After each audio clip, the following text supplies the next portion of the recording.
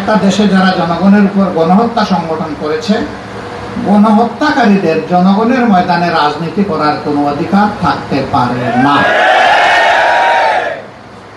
রাজনীতি করবে তারা যারা মানুষের কল্যাণে নিবেদিত হবে, দেশ এবং রাষ্ট্রকে, জনগণকে যারা ন্যায়, ইনসাফ, শান্তি এবং সমৃদ্ধি উপহার দেবে। রাজনীতি করার অধিকার কেবল তাদের থাকবে, অন্য কারণে।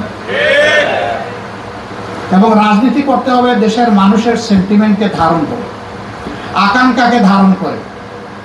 বাইরের কারো তুষ্টির জন্য দেশে রাজনীতি আর চলবে না। এবারকার এই আন্দোলন ছিল ইন্ডিজিনাস, দেশের মানুষই বুকের রক্ত দিয়ে আন্দোলনকে সফল করেছে। বাইরের কারো সাহায্যের আমাদের প্রয়োজন হয়নি। যেই জাতি এই দেশকে স্বৈরাচারের কলঙ্ক মুক্ত করেছে বুকের রক্ত দিয়ে, সেই জাতি এই দেশের স্বাধীনতা, সার্বভৌমত্বের পাহারাদারি করতে হবে কারো সাহায্য ছাড়াই, ইনশাআল্লাহ।